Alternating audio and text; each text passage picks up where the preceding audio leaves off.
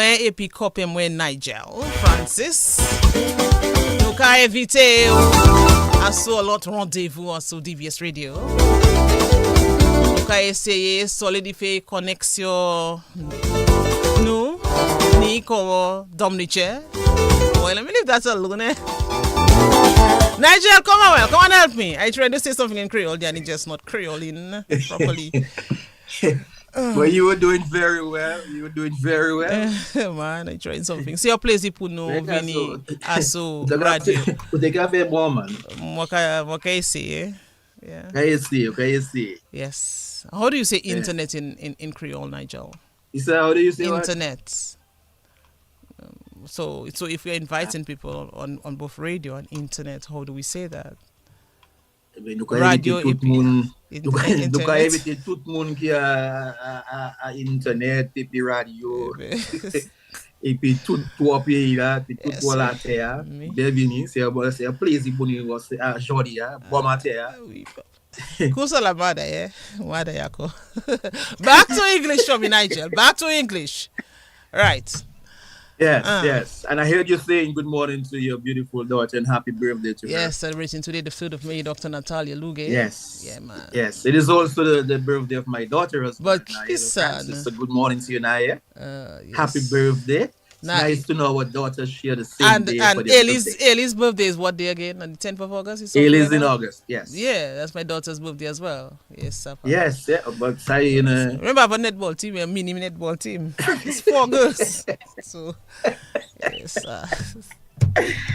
yes, well, I hope Natalia enjoys her birthday. And Naya, my dear baby, I hope you enjoy your birthday as well. Happy birthday again to you from Mommy, from Ali, from Auntie Carol, from Geoffrey, they may not stop counting, from Mama, from Uncle Reggie, and France, the entire family. Happy birthday. And it's a large family. Yeah, it is a large family. You don't see I stop counting. Yes, I know you. Next week. Sister, Auntie Mimi, Auntie Billy, I stop counting. Yeah, next thing tomorrow youngster, morning we did from youngster too, from Uncle Curtis. Yes, next thing tomorrow morning we still counting. Anyway. Yes, we still counting. If you start to count and I start to count, Yes, so it's a good thing. It's a good thing. But birthday blessings on both of them. Yeah, it's a lovely Saturday in Dominica. Very nice. We have nice weather, Nigel. And yeah, by the way, Nigel, before I forget, let me thank you for sending Ellis to buy my Jazz at Creole outfit instead of you buying it. Because I remember the year before, the outfit you sent, Nigel, it had too much going on. I mean, whoosh.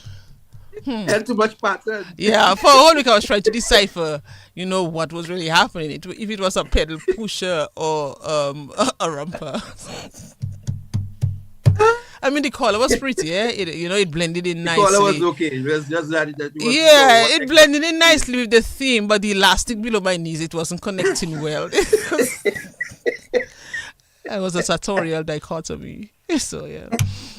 After you put it on, you couldn't pull up any further. Man, me, thank you, really. So this is the theme is Sunset Creole.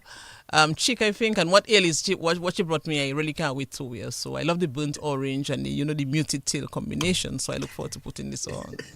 Yes. So look out for me in the hot sun.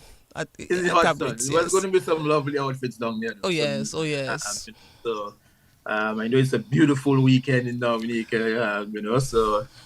And like you said, beautiful weather, so it's just a nice blend. Man. Yeah, nice blend. Yes, let me tell you something. It's not easy, at Cabaret. It's very pretty, very lovely space of land there, and the trees and everything. The ambience is nice. But let me tell you something. When the sun is hot, wow, Cabaret. Different story. Yeah, it's triple hot. Yes, but it's really nice. Yes. When the sun goes down though, it's just nice. But it's a nice vibe. It's really a nice vibe. It is. The Cabaret is always beautiful, and the fact that you're going to be having some wonderful jazz music and Creole outfits and food and people gathering together, it's going to be nice, man. I can just feel the vibes. The likes of Hitana, Marie Claire, I'm going to have to start my calendar for visits. Yeah, you need to come and visit man once for the Jazz and Creole. And, I will. And if I had, kind of figured it out earlier, I would have come for this year. But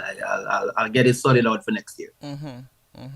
Yeah. I'll get it sorted out. Now that I have the Carnival and Independence sorted out, I'll get the Creole Yeah, man. I know sorted you're out. busy up there And doing then what you have to summer do. as well, Yeah, bring the man. kids for a little while Yeah. down in the summer and stuff. So Nigel Francis Esquire, and you also have ambassadorial duties, even if it's not official. But I mean, there's a lot that you still have to do here on the ground in Dominica. So the work yeah, continues. the work continues, man. Of course. Yeah. So Nigel, so people like in terms of the artists, the lineup, Itana will be on, so that should be big. Marie Claire Giroux, we had as well as our guest last week. Marie Pascal, I think, will be on as well. Colin XP, Swinging Stars, Swinging Stars is going to be on. Right. Signal is going to be on too, right? Yeah, so it's got it probably seems to be a nice lineup, and it's a wonderful lineup. And I can just imagine, like I say, I mean, and there's always stuff for the kids to do during the day as well, right? Yes. It's a nice family vibes, man. Nice family. A lot of people take advantage of the holiday weekend as well, and they rent a cottage or house up there and in Portsmouth, or and good vibes. Nice. I'm looking forward to get the reviews and to see all the wonderful pics, and of course, tune into DBS in between, see what's going on down there as well, and sure. Yeah, nice. I'm not sure if the Festival Commission have looked into the possibility of streaming live so they can get some additional income and they can invite those of us who are not there. Yeah, we stream live, but there are certain regulations, obviously. Certain things we can abide by, as the usual thing. Yes. But DBS of course will be there. We go down there with our broadcasters, our technical crew, our sponsors are behind us as well. So so look out for us. Wonderful. We'll be on both radio and social media. Is youngster going to be there? Yes. He has his accreditation. Okay. He begins his new position again, effectively Monday. Monday is a holiday, yes, but effectively Monday. So effectively Monday, yes. So once again, congratulations, youngster, for returning to the helm. And for doing good things. Yeah, man. Keep it going. By the way, talking about congratulations, quickly, let's congratulate Billy Doctorow for being elected, Nigel, on the executive committee of I think it's the Pan Am Sports Ethics and Governance Commission, something like that. Yes. And I think, Billy continues to do great things for sports and continues to be great representation for Dominica. So congrats, Mr. President. Keep it going. Keep doing what you're doing and ensuring you can keep flying that flag and helping us in whatever way you can. All the way, Billy. By the way, as well, Nigel, the House of Nyabingi is organizing a grand event at the Tabernacle Grounds in Girodale, in Gomye, Girodale, I think, on Monday. And that event is to commemorate the 1941 return of Emperor Selassie. And, there was a triumphant return, if you remember, to Ethiopia after 5 years in exile.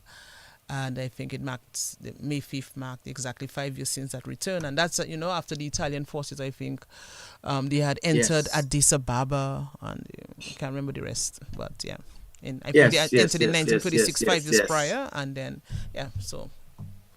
Yes, and that's when the red, green, and gold flag became, even more famous as he rode into the city with that flag. Yeah, that's it. Hailing the king and everything else. So should be great celebrations for that, especially in a moment when we see now that Africa is trying to unite behind the leader. What's the name again now? Tahori. It's not it's not a popular name as yet for me. Yes. Tahori, when we turn Niger. Forget the first name, but the last name is Tahori. It will come. But you're on the right track, yeah. Yes, it will definitely come as they try to unite and make sure that it happens.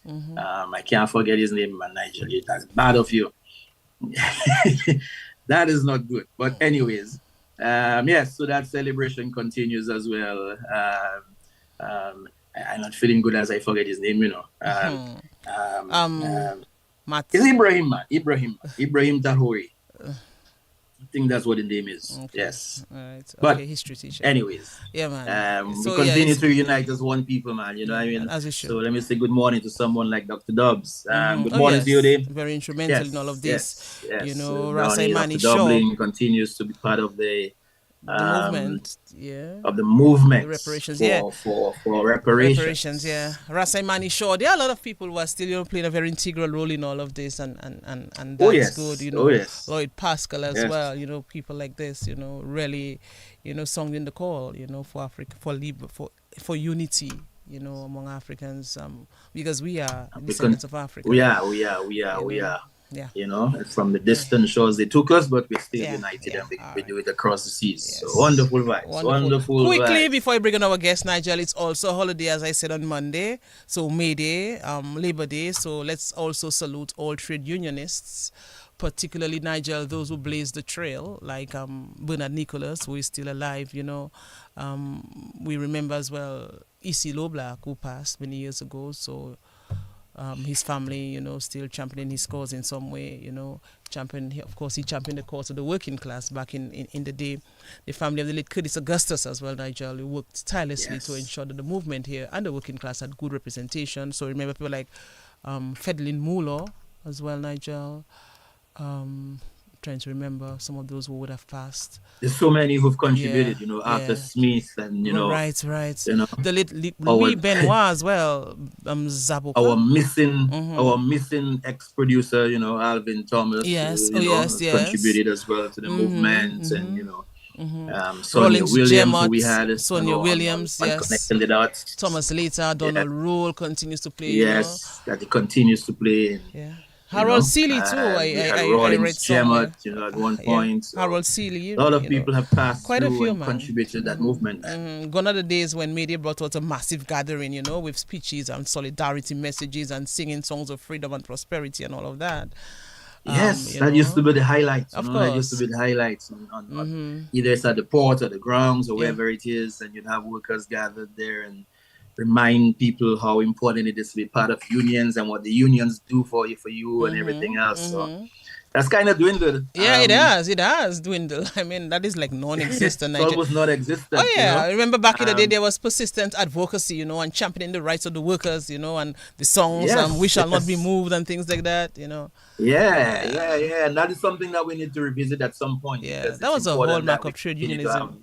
In Dominica. Yeah, man. And I guess the trade union movements have to find a way to figure what went wrong and to remind people of the important role that they play. Yeah, I agree. Yes. So. I mean, yes, and wow, Nigel is just different from what was before, obviously, Yeah, but it is what it is. But let's hope that with the new thrusts to form this TUC, the Trade Union Congress. That will return at least, to those days. If not how it was before, but at least, we can bring in innovative ideas and do it differently, yes. But the people have to be united in that effort. In that sphere. Definitely so, because you can't be celebrating the May Day without knowing why we're celebrating the States, the Workers' Day, and what workers had to go through to get to where they are today. So, but so much has changed. Important. So people will say, "Okay, I'll stay at my home because it may be carried live somewhere. It may be live on, stream live on social media. So I'll stay at my home and look at my phone. Yeah. I mean, it's always a challenge when you try to get people to engage in stuff that they figure they can stay home and see. But you have to make sure the experience of being there is not the same as sitting in your house. Yeah. So. Okay. The networking and being together and and so on is different. It is so different. But Nigel, so let's go to our Dominica corner quickly. Name 4 trade unions in Dominica. No, that's so easy for you, Nigel, to answer. And I just took the turn. I'm not even asking you if it's my turn. I'm just taking it. Tell me there are trade unions. You tell me name 4. No, there are trade unions. But the movement is not the same. Yes, it is not. Well, I mean, you have the PSU. Dominica Public Service Union. You have the Teachers Union, right? Dominica Association of Teachers, Dominica, yes. Dominica Union of Teachers, or Teachers Union of Dominica, something like that. DAT, Dominica And Association of Teachers. the National Workers, I don't think National Workers Union is still there, but the Waterfront and Allied Workers Union, wow, is still around. National Workers Union on the with Gemot. That used to be under Rollins Gemot and so he formed his own little thing. Yes. Yeah, but I think that's gone. But you have WOW still. I'm not sure if it's gone entirely though, but yeah, we have well, WOW, the Waterfront and Allied Workers Union. But maybe not as functional or as dominant as it used to be. But that's definitely there. WOW is there still. So your name? I'm not sure if the DTU Dominica Trade Union yeah, still... Dominica Trade Union. Yes, okay, so the Dominica Trade Union. So that's what I give you 5 already. Okay, yeah, good. so you're good. Okay, good to go. All right.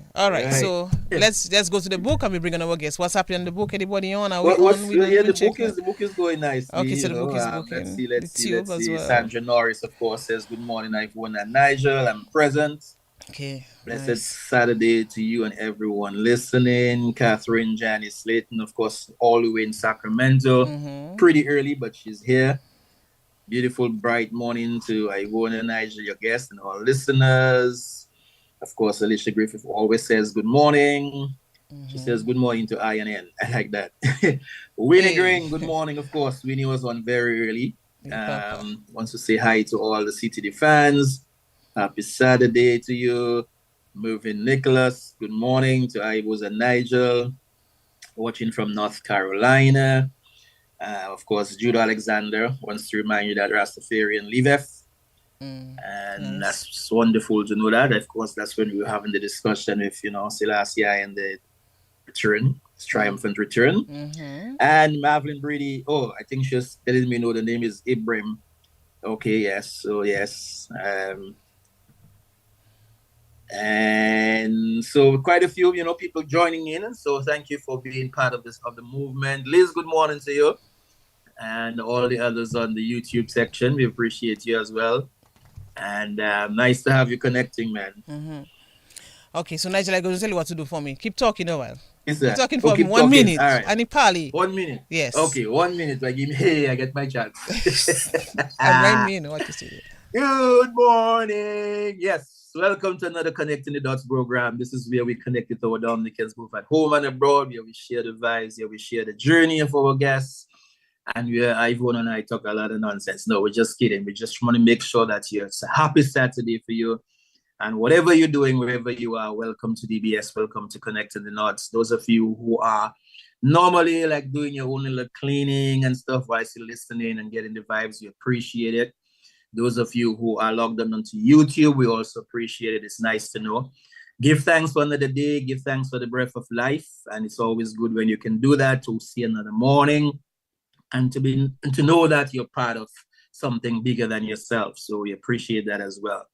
We'll be having our guests pretty soon as we get things a little, sorted out in the studio. So we'll be having our guests pretty soon. So no need to worry about that. That's coming up.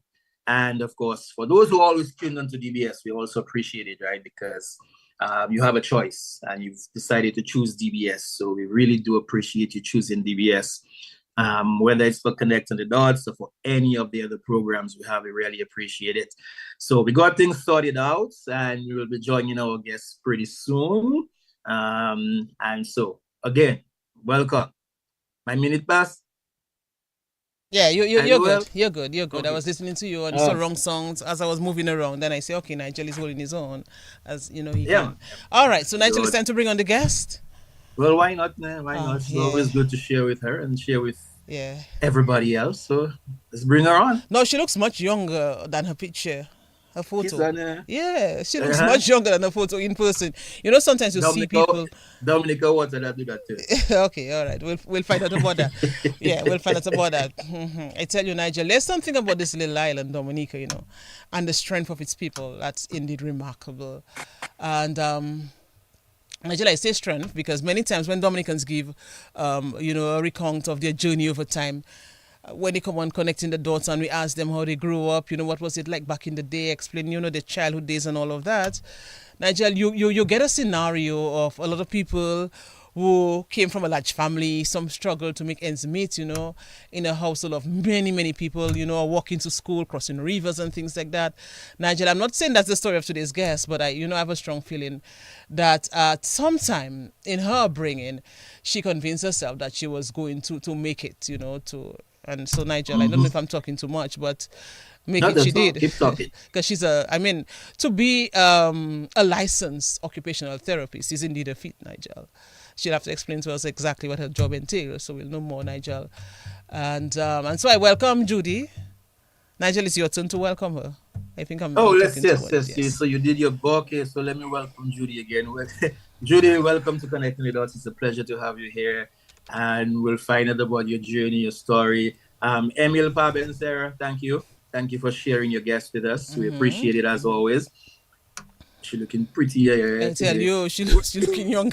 Imagine, Nigel. So when I went to the front, Dominica does good things. I tell you, when I went to the front door, looking out for the guest, I saw the person come, check it, but it's not. She almost turned back and said, "This week is not your week." So anyway, she opened the gate and she came in, and then I realized, but she really looks younger in person, than in picture. Well, that's a beautiful compliment. But thanks, Judi, for sharing, coming on here to share your story with us. I know we've been trying to do this for a while, but as we always say, universe unfolds as it should. As it should, yes. Whenever the time is right, it happens. It happens. Yes, I tell you, we have a long list of people to bring on, and maybe sometimes people think that we don't want to bring them on. No, it's not that. I tell you, we have a long list.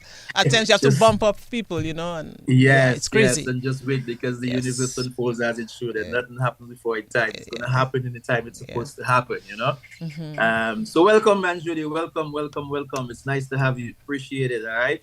Thank you so much for the opportunity, guys. It's a pleasure to meet you guys, and good morning to your listening audience as well. And thank you for the fine compliments. Yes, I think Dominica does something to me when I get here. Angel, you see? Nice. You see? Nice. I tell you, Dominica Water, man. Yeah, Dominica Water. It's a special thing, Yes. Blue But we won't make it very comfortable for you, Judi. We're just going to chit chat and, go through the process of, who is Judi, where she's from, and all the rest of it, Of course. I'll do my best. I'll do my very best to recall everything. And it's Judi with an I at the end, right? Judi? Judi. Interesting. That's, I go by Judi, but it's officially with the TH in the end. Ah, okay, because I was wondering where the I at the end. Because all Judis I know, I have a sister as well who is Judi, and it's a Y at the end. Well, my mom gave me the TH, that is for sure. Judith, and but then there's a long story to why I kind of, leave that alone. Yes, and that works for you. That's it, Judi. And the last name, just give me the correct pronunciation. Let me make sure I have it well. Macheka. Okay, so I had it. Okay. Yes, Nigel. So, yes. Where do we begin? Judi Macheka is here with us this morning, and we're going to find out who she is and all her story and her journey as best as she can share, as best as she can remember. Sure. So we always like to find out from our guests from the very beginning, you know what I mean? The part of Dominica that you're from, so we can big up that community for what they've been able to produce and help grow. Yes, definitely.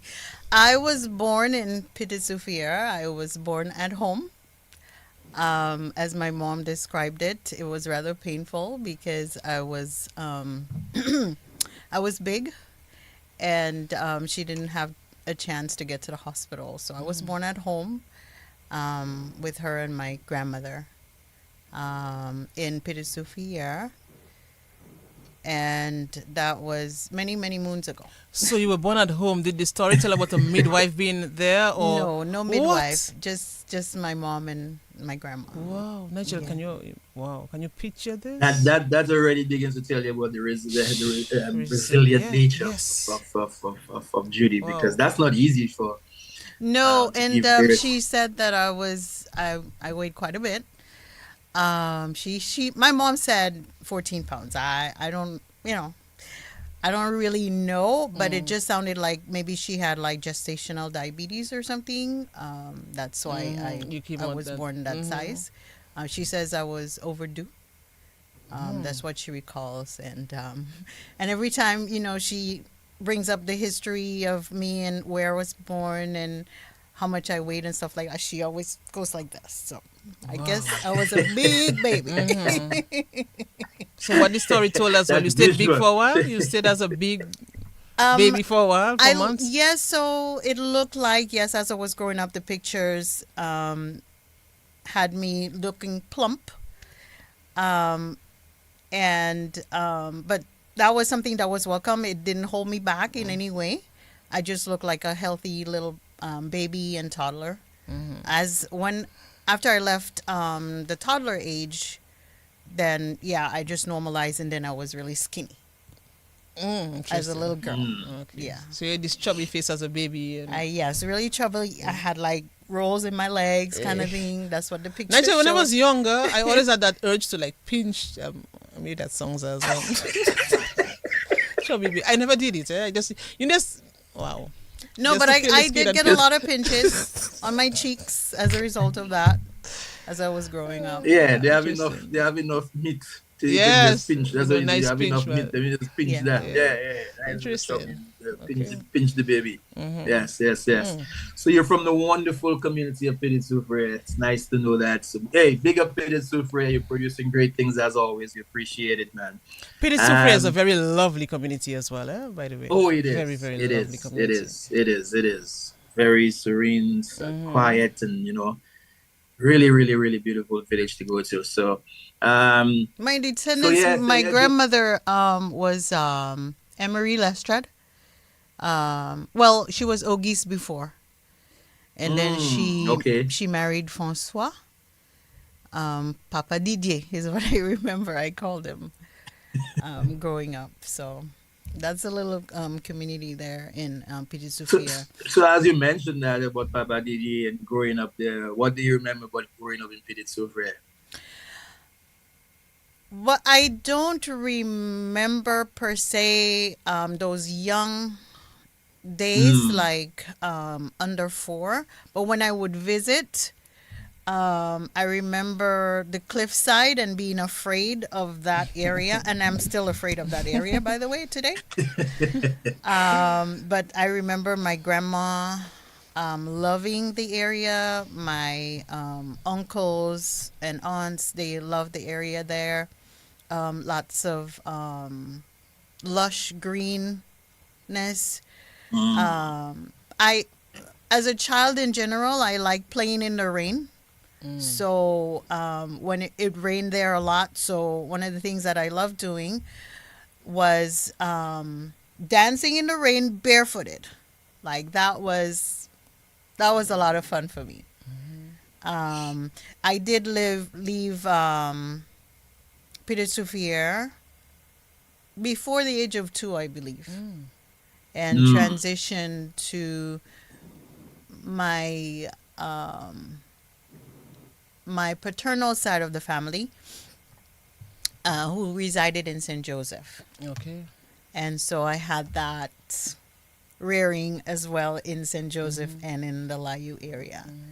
So I have memories there as well. As well. Interesting. Yes. Tell us about St. Joseph, growing up there as a little girl. I guess you would have gone to preschool or maybe you Yes, started I went primary. to school there. I did my schooling there in the young days. Seventh-day Adventist school there. Nowadays, I think they have the Isaiah Thomas School. I didn't get to go to that school because I had already migrated. But I went to the Seventh-day Adventist school. And there was a down school that was in St. Joseph where I did my earlier days. There's a little primary school there. And I guess the young days of the discipline and the structuring of what I would become today, a lot of that happened there in St. Joseph itself. And well, maybe to kind of help you out a little bit, I went to go live with my paternal side of the family, which included my grandmother and her children. And a lot of credit to my 2 aunts who all of a sudden became like moms, so to speak. One being like 9 years older, the other one being like 15 years older. And they took me on like that a younger sister pretty much, that they had to, like, wow, we have this little doll here now, but we have to look after her, you know. And so I a lot of credit to them, and looking after me and molding me in what I am today. They were like the mother figure, in addition to my grandmother, who is still alive. She's 97 Whoa. years old. Whoa. um, and they're the ones taking care of her now too. So it's been quite a journey. The journey is really long, but here I am today. But what can you remember about like school My school at, days. in St. Joseph? Fondest memories, you may remember something. Okay, as far as school, I think I remember being shy in school, but I remember being studious. But there were times, of course, there was some slackness, and of course, the disciplinarians did not hold back on the whip.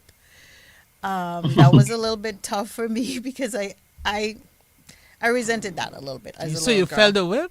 Oh yes, Oh, God. I felt the whip. You were still chubby?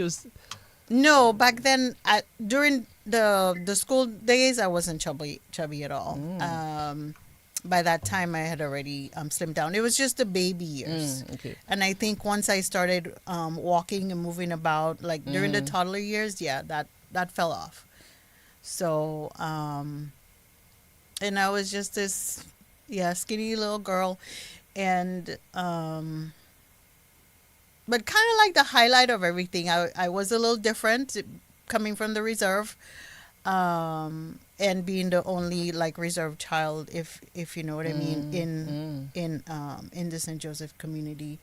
So I got a lot of attention as a result of that, but some of it was negative attention as well.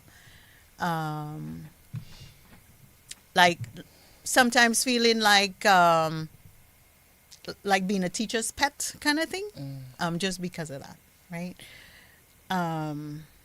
But yeah, and in school, part of the education involved even my relatives being the instructors, like the teachers and stuff like that. So it felt a little weird and a little different to have them close at home and then also in the school setting. So they felt they had even more ammunition when it came to the disciplinary. You're going to behave at home, you're going to behave at school. So, Interesting. Yes, it's always a Yeah. situation where you have your family members who are also teachers, and you see them at home, and you go home, they're like uncle this and auntie this, and and then when you get into school, they're like Miss So and Mr. So and so, and you try to figure out the balance between that and how to deal with that. You know. yeah. Do you recall being involved in any kinds of activities during your time in St. Joseph in the school, whether it's sports or in choir or singing or any activities you recall being involved in? It's interesting that you bring up that point because I omitted that.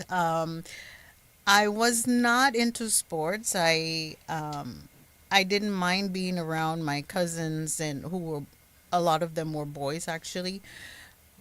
But when it came to the sports, I did not necessarily like that. The one of the things that I liked doing was going into the river and having a river bath. Mainly, we spent a lot of time at the mouth of the river, which wasn't a great idea. And then we would have to run a lot because if the water was coming down, then we had to leave that. But one of the things, being around the boys were high energy and they like to play rough, and I wasn't into that sort of thing. So I think what ended up happening was one of my aunties would sing a lot. And it just so turned out that I naturally developed or had a sense of tune, right? So I ended up learning a lot of those things, and then that maybe kind of helped me transition into singing in church, right? So I did a lot of that. The singing part was like in church. I don't remember at that level if it was in school. That came later on. But singing was something that I did. I could hold a tune pretty good. And I would get some leads and stuff like that. And wasn't shy at the time. The shyness kind of developed later on as far as the singing part. And yeah, that was one of my outlets. So I like that part of it.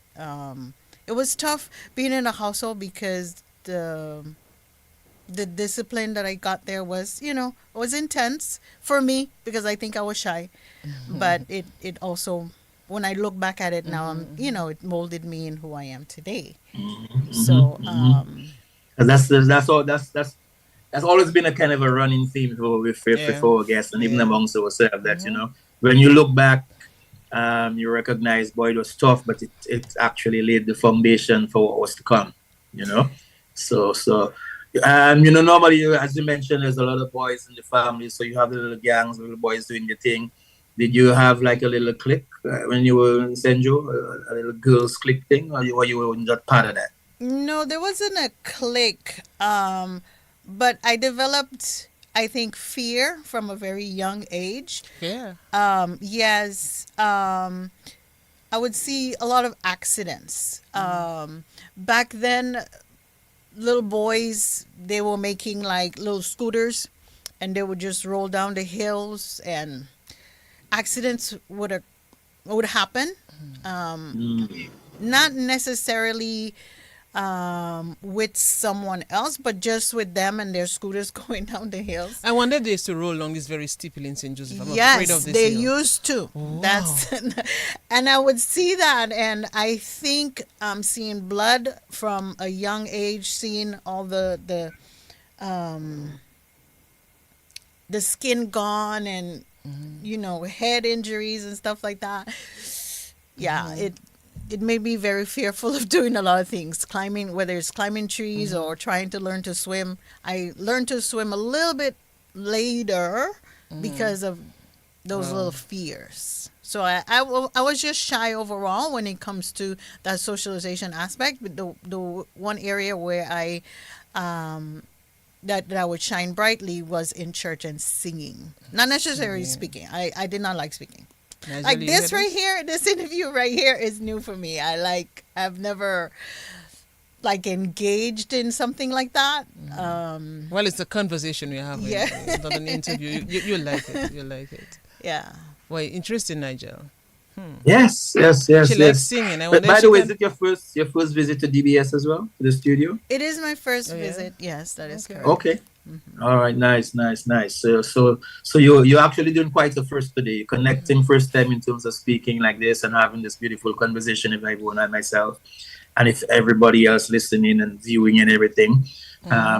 But it's okay. We will make it very light and easy for you, so you'll be all right. Oh, so far it's been fine. It's just a regular conversation.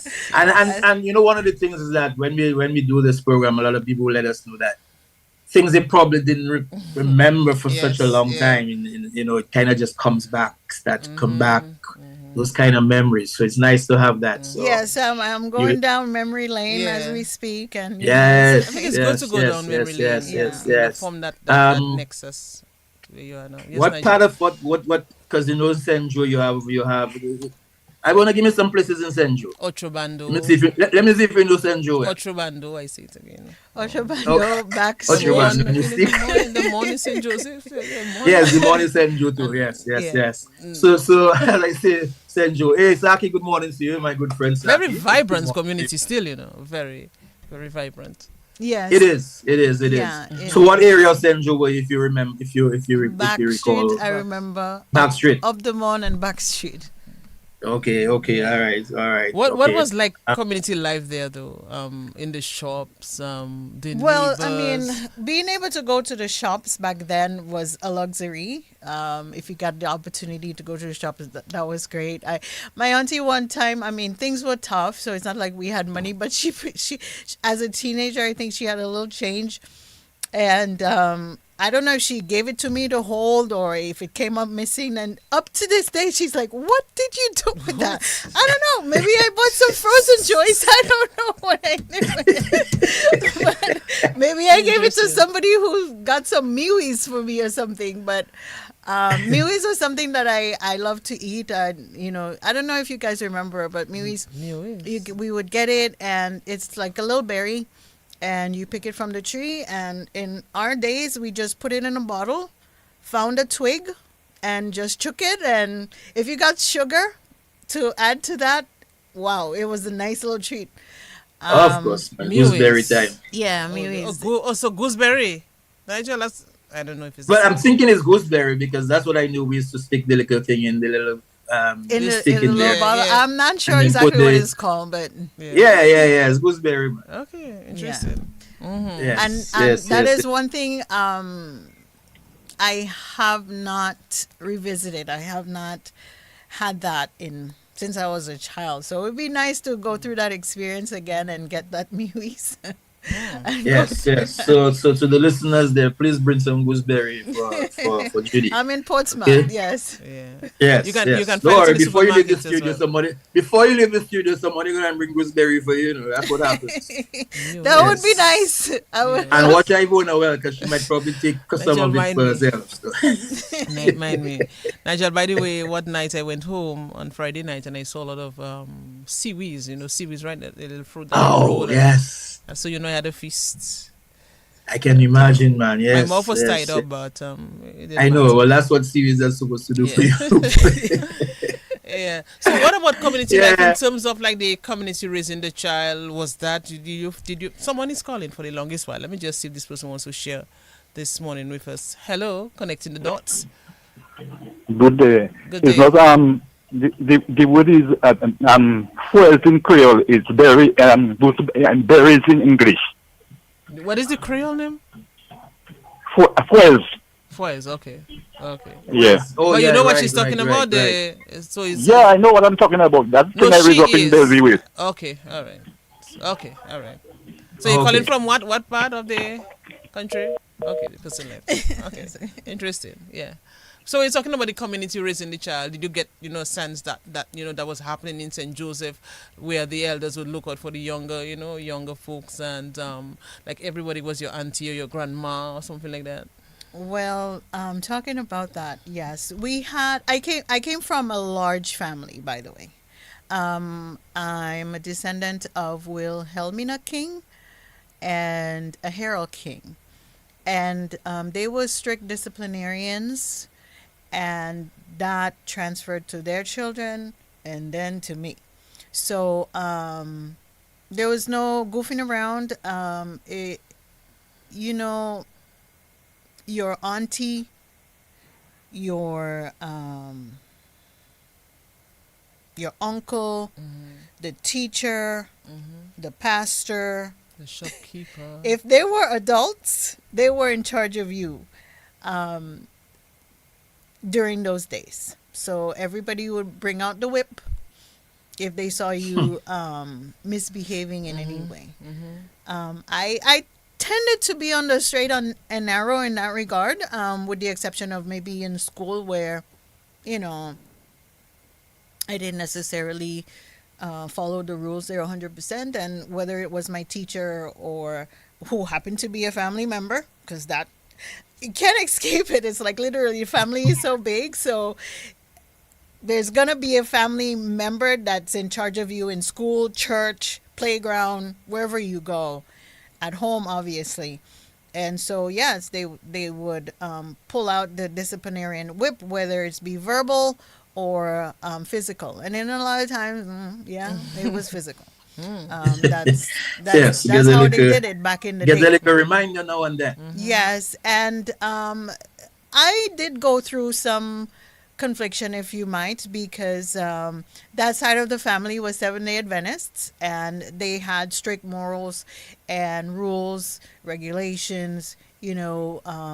Part of I wasn't necessarily a what they call pathfinder in church. That did all the hiking and all the kind of scouting type of activities. But that was just part of a course to be able to go through during the church activities, especially on Sundays and Saturday afternoons with the younger with the younger group of us, and we just had expectations that we had to follow. And then when I would go visit my mom, then it's a whole different thing, and I'll get to play more, and going to my mom was great. So did I tell you? All right. So maybe I have to backtrack a little bit. So I went to go live with my paternal side of the family, which was my grandma and her children, and that was my homestead. And then I would go and be with my mom, who was in town. She lived in, I want to say, River Street at the time, back in the day. And I remember that up until like Hurricane David. And then after Hurricane David, I left Dominica. And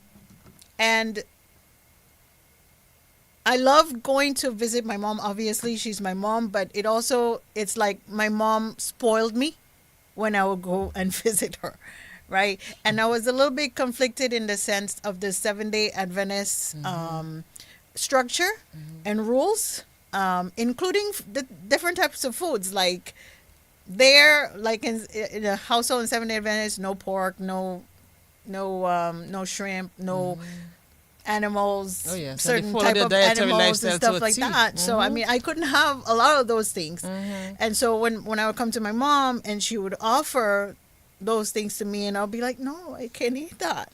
I'm not supposed to. And she said, what do you mean you can't eat that? Eat, that's your food that you're getting. And I was like, I can't, and I would try it, and then I still can't. But I tried to appease her, and also try to,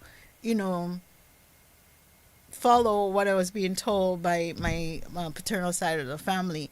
But my mom spoiled me. Like, if I wanted anything, it was my mom. All my little cash flow, whatever, mommy would give it to me.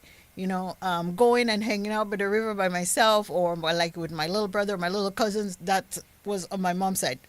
On my paternal side, it was going to be an adult that was with us. So you couldn't do as much, horsing around, when I was with them, kind of thing. So yeah, I can just imagine the kind of conflict that you had, in a sense of, two different households and two different structures, and you as a little child or a young person trying to balance between the both.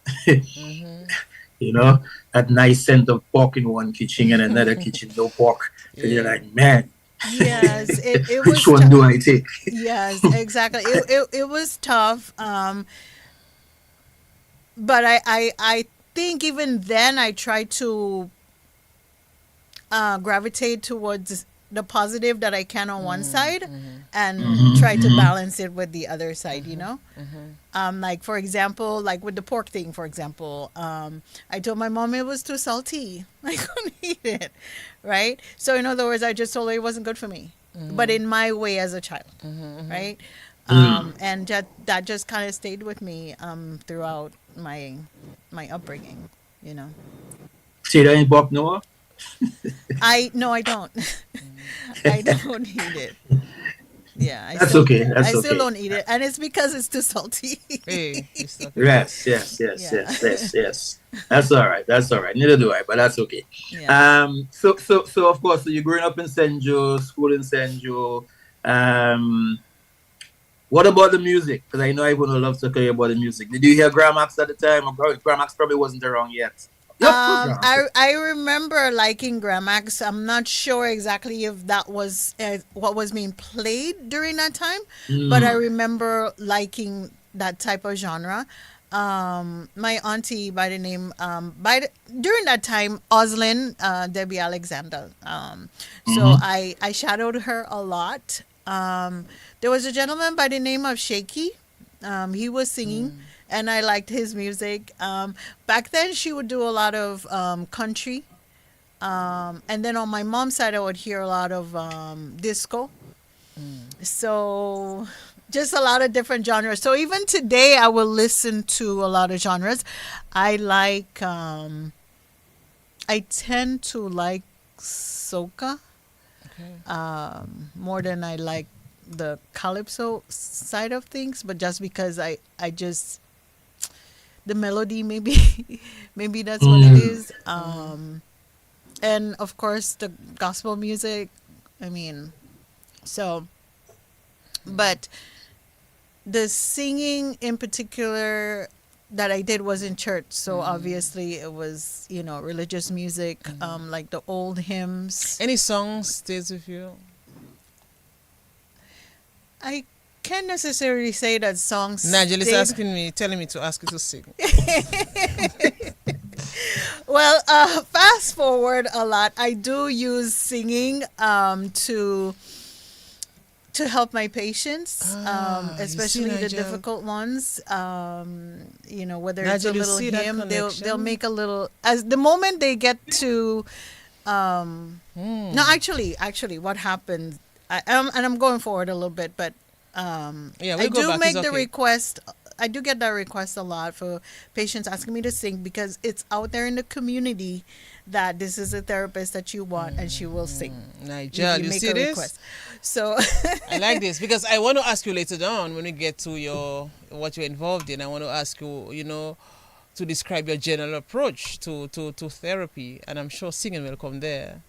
yeah. So you see, Nigel, she used to sing at church, Yes. and in her At the profession time now she she was singing in continues to church, sing. now you recognize it later on. She might be using that in Wow. her own in a current profession. Do you sing some of the songs you'd Um, have sung in church for them, like when you're doing your therapy? Is there a song that you used to sing in your childhood days that you still use that maybe works well, or it's just like songs or after?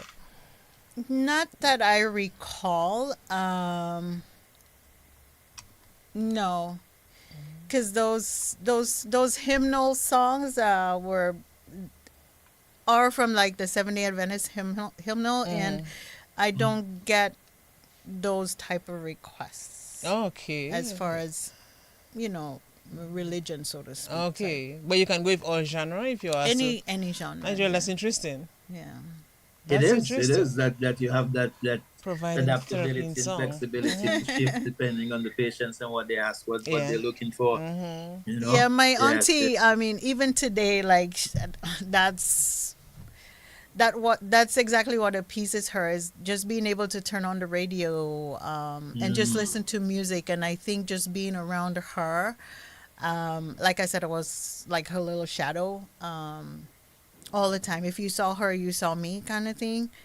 And music was just how she soothed herself, essentially. And I just fell right into that. So even today, she does it and I do it. Interesting. Yes. What is the song you and your aunt always used to sing?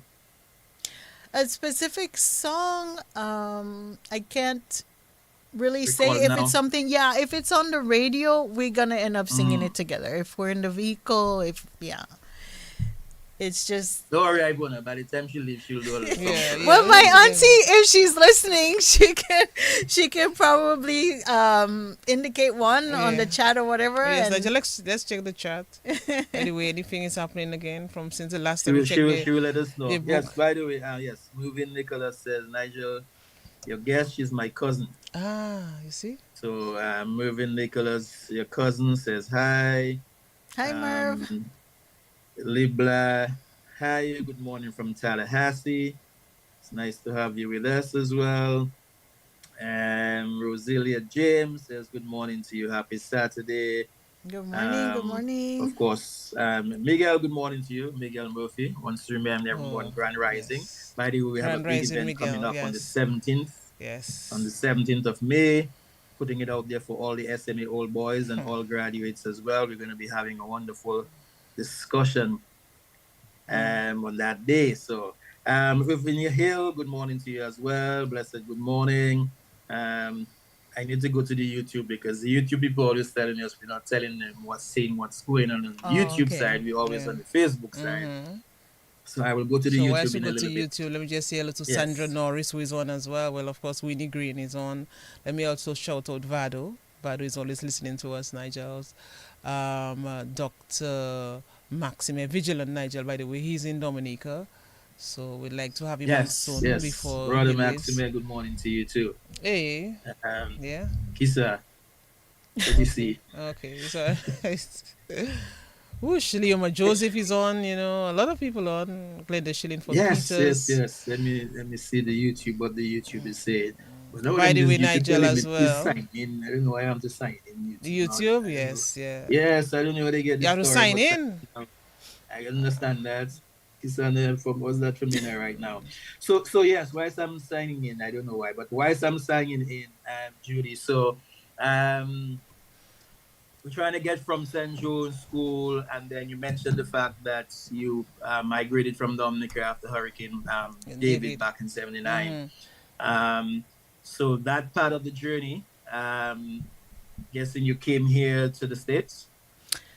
Not initially. No? Okay. Not initially.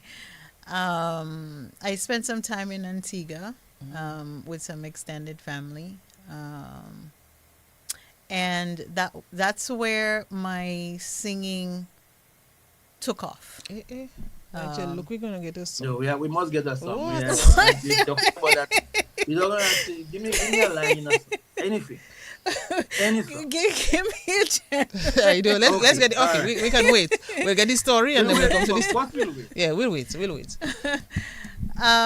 So I was young at the time, and I wasn't with extended family, and that was tough for me, psychologically, emotionally, and I think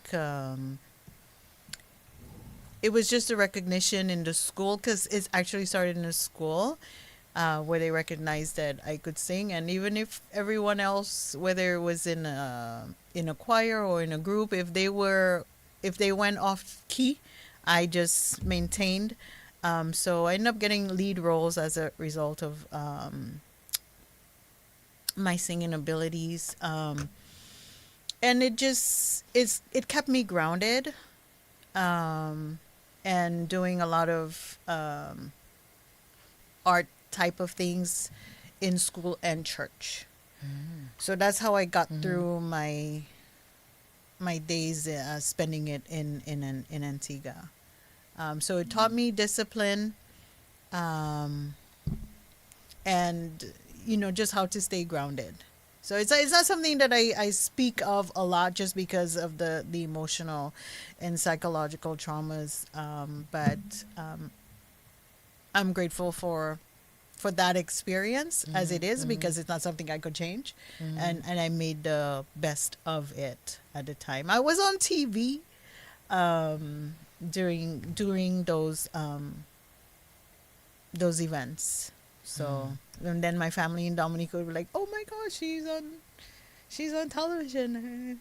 For me, it was no big deal at the time. At that time, there was no shyness in you. Yeah, no. Wow. So Auntie Osden telling you, sing the one that you sang at your graduation. We won't. Great. We won't. Yeah, I like that boy. I like how she said that. You can do Juju, or you can do Whitney, or she says the one you sang at your school graduation. All right. So Thank you, Auntie. Auntie. Well, Auntie, you'll have to help me out a little Thank bit you, more. Auntie. You do right. Maybe you should make Auntie call in, and you and Auntie sing together. Boy. That's interesting. That's good. No, Auntie, You have two lines, man. she needs to go a little bit easy on me. It's Saturday morning. We just start to eat the day. Okay, The vocals not warm up okay. yet for that. All right. So Osden, you go too hard, and give us something easier, okay? Yeah, give me something Don't easier. worry, I think we'll have to go country this morning, or Yeah. somewhere in that arena. We We're can not take going anything. Whitney or Mariah. No, All not right, today. all right. We'll do country. We'll do country later on. Whenever you're ready, you need. Yeah. Whenever you're ready to give a line or two, just go ahead and say, you know what? Let me just sing So something. Nigel, free Nigel, myself. Nigel, can you imagine if she had just come on as a guest, and past guests we have had as well, and we just go straight into what they're doing now? We don't even find out this, singing ability. Yes. So we are You see thinking what happens when occupational you do the therapy, connection here? but there's more to occupational therapy. We know Yes, Judy's yes, concerned. You which see? we're going to find See out what in we a have little bit unearthed? about occupational. Yes. She's clearing her throat, so I guess she's going to strike. Not yet. It's all right. We'll come back here sometimes. She'll get We there. have time still. So Judy, I know you mentioned about the experience you had in Antigua and so on, and again maybe laying down the foundation, without knowing at the time. because I know you say you went through some stuff there, and a little emotional kind of thing that happened, and all the rest of it. So from there, you then moved on to. Did you come back to Dominica, or did you? What did you move further afield then? Yeah, so then my journey took me to the States. Okay. All right. Yeah. Okay. So when you got here in the States, did you continue the schooling? Other family members again? Oh wait, whoa, I think I skipped a couple years. I'm sorry. No, it But took of me course, you see what you to want to connect more now. So go ahead. yes. So yeah, so it went to St. Thomas first, so the Virgin Islands. Okay. And The family then- again. I know you come from a large family, so Yeah, it's family so again. family okay. again. Yes. And then it went to the States a couple of years later. Okay. Yeah.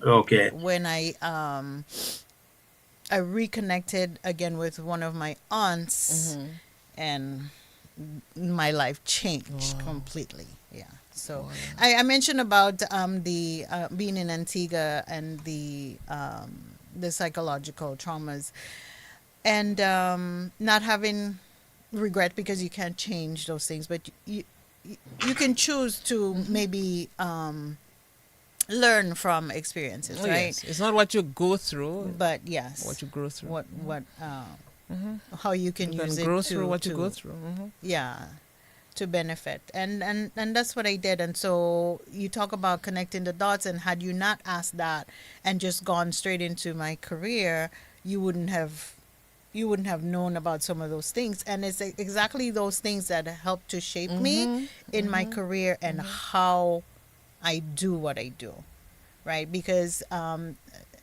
in my role, I do a lot of therapeutic use of self, through the singing and through my personality and my experiences, and to help to bridge that gap for the patients who don't want to have therapy, who don't want to be in that situation, but here they are, so.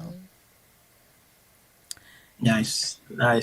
So once you said you came up here and your whole life changed, I guess you went into a different direction.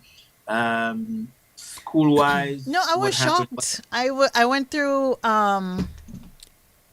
just a societal shock, like being in the Caribbean, essentially, because St. Thomas is the Caribbean. I didn't get to be around Caucasians. Everyone around me were black people, so there was a cultural shock. And then the school structure was different. You had to be up. In my case, with my auntie, I had to be up like 5 o'clock in the morning, and I had to walk a long distance to get to the bus. So she had to take me to the bus. And so there was a long start in the morning before even school started. And then there's an 8-hour time of school, and then the other journey at the end of the day to come out from school. And then shortly after I get there, I'm working as well, because my auntie is struggling to go through her law schooling, and they were strict disciplinarians. So it was like this. You know what I mean? So I just know that it was tough for them, having to now be minding a teenager, and I had to do my part as well. So I learned a lot from her, and was able to get through college as a result of her direction, and she just determined from early on, like, you are going to college.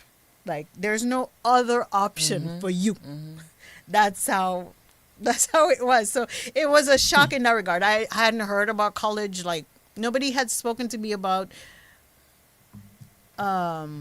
getting higher education, so to speak, and the direction that my life should go in terms of making sure that I have a future, per se. Of course, I had seen people and being a teacher or doctor or nurse or whatever. Yes, I had seen that already, but not in that disciplinarial sense that this is for you also. You are going to be a professional. And I saw it, and I saw her diligency with her studies, and the struggles that she had as well. So yeah, that was the path that I was put on. Like, whoa, and you better wake up. That's the way you're gonna go. And by the age of 16, they had already sat me down and spoken to me and um, shown me other professionals in the family, um, whether married in-laws or direct family relationship who were professionals and how they went about it. And I did not know what I wanted to be. But then what they directed me to do also was to go and actually look and, spend time with. And yeah, by the age of 16, I was like, okay, this is it. And yeah. Interesting. That they would have sort of in a way kind of chart the course that you followed. By the way, Glenda Bertrand, good morning to you as well. Oh, by the way, she wants to know what's your mom's name. They like your story. I'll tell you one thing. Oh, how dare I not mention my mom's name? Oh my gosh. Augustina Lestrade. They call her Tadoy or Doy. Back in the day, she did domestic work. Her sister is she has several sisters, but the ones that I recall, Ta Jane, she lives in Pigeon Sophia. Lestrade, last names, Mary Lestrade. She lives in Jimmet right now.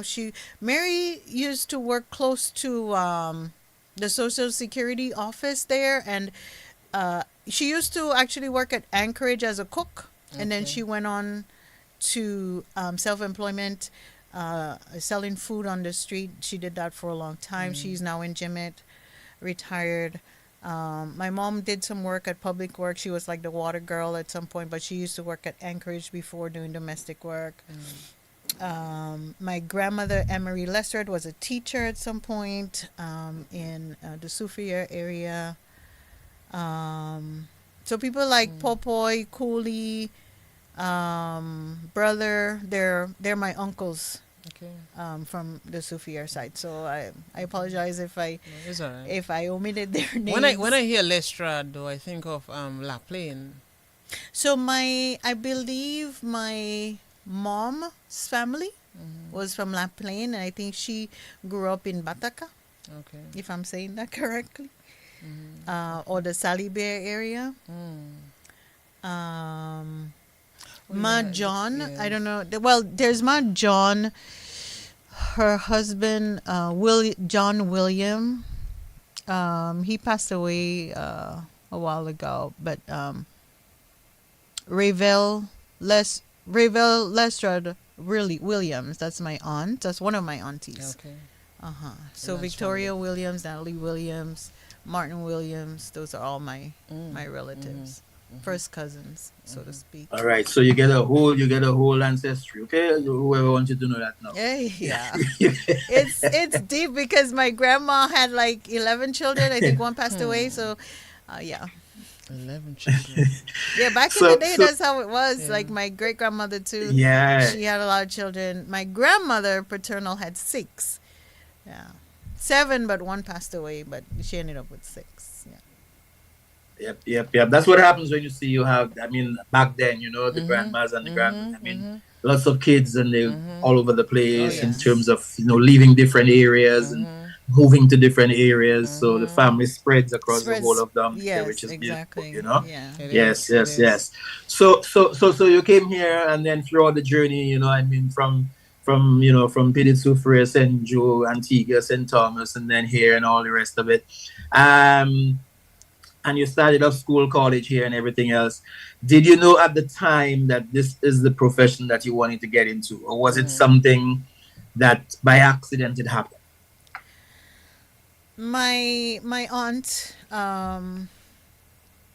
they were strict disciplinarians when it came to education. They were not goofing around. And they wanted to make sure that this young black woman, because in the States, you are a black woman, right? And we are a black family. So they sat me down several times and wanted to know what I wanted to be, what interest I had. And yes, by the age of before I was 17, I had my driver's license, and I knew what I wanted to become. That's how, yeah, I had to be on that straight and narrow. And so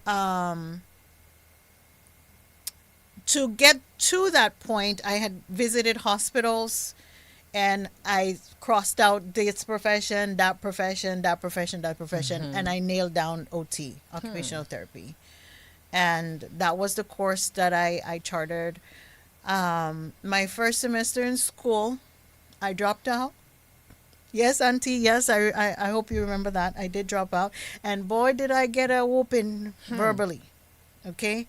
What do you think you're doing? This is now game time. This is serious time. And this is what we were trying to explain to you when you were in high school.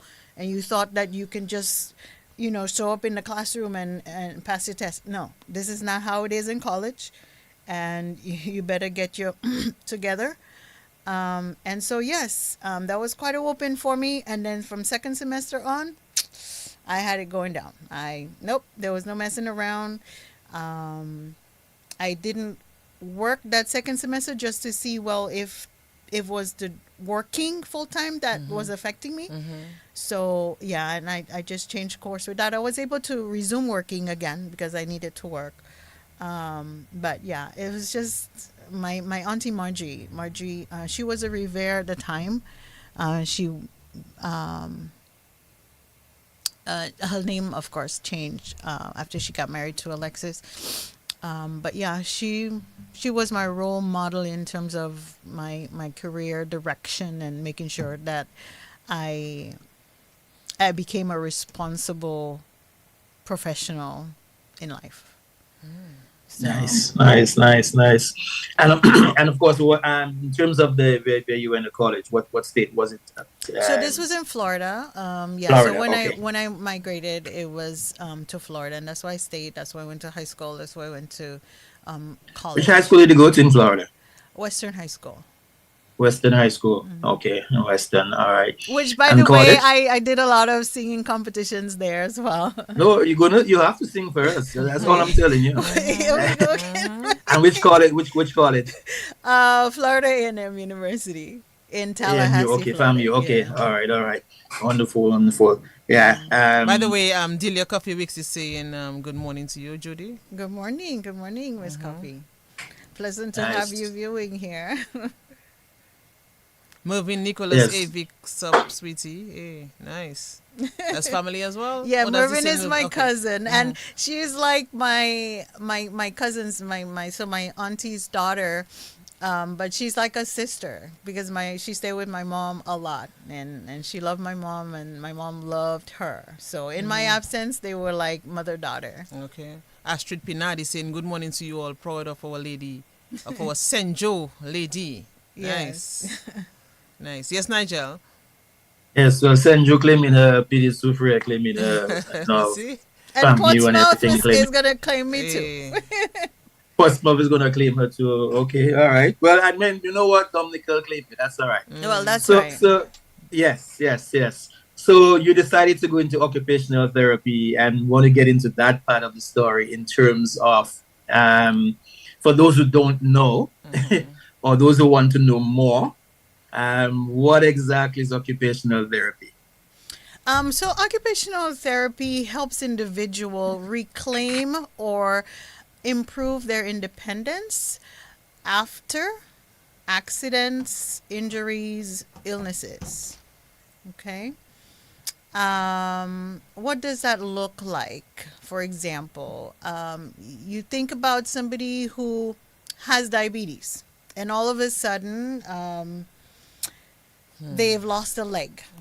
Okay, so that occupational therapist is going to be showing them how to don, if they have like, if they're going to transition to a prosthetic, for example, how to don it. So in other words, how to take it, to put it on, how to doff it, how to take it off, how to take care of it as well, how to be able to stand and transfer and go to the bathroom, right? How now to be able to clean up after themselves after they've used the bathroom, how to take a shower, how to take care of their skin, what to look for, okay? Maneuvering of a wheelchair. That may come a little bit easy because they do have their arms. But something that a person may not be able to do is a wheelie. So they now they have to cross thresholds now because they're not walking, right? For those who are in the wheelchair and they don't have their prosthetic, or they're not using their prosthesis on the regular, so they're in a wheelchair a lot. So they have to know how to maneuver in the community with that wheelchair. So that occupational therapist is gonna be showing them how to do that. And people say, well, but doesn't the physical therapy do that? No, physical therapy will mainly focus on gait training, so walking. So that physical therapist is gonna be showing them how to use that prosthetic for gait, going from one point to the other using those the legs. So that's the key difference, so to speak. So is there a specific area or areas of OT that you specialize in? So right now I work in inpatient rehabilitation. So I see a lot of injuries and illnesses, right? So we could get a spinal cord injury. Although I will say that for spinal cord injuries, it's best in a spinal cord injury inpatient center rather than a generalized rehabilitation center like ours. People who've had strokes, so CVAs, so cerebral incidences, accidents, whether you've broken a leg, an arm, a shoulder, after surgeries, abdominal surgeries, other type of soft tissues, injuries that you may have, anything that will come through an inpatient type of setting. And of course, I've been doing that, for 13 years now, straight. But before that, I also worked with children. And occupational therapy actually work with individuals from birth all the way to life. So you will find like an occupational therapist in the neonates centers as well. So an occupation like myself, I don't work in neonates, but that therapist that's going to be in there is going to be a specialized therapist that can handle and work with those neonates. So give us like a typical day. What is it like? How would you sort of describe your general approach to therapy? I'm approaching somebody I've never seen before, and I will let them know that it is their course. It's their journey, and they map it for me.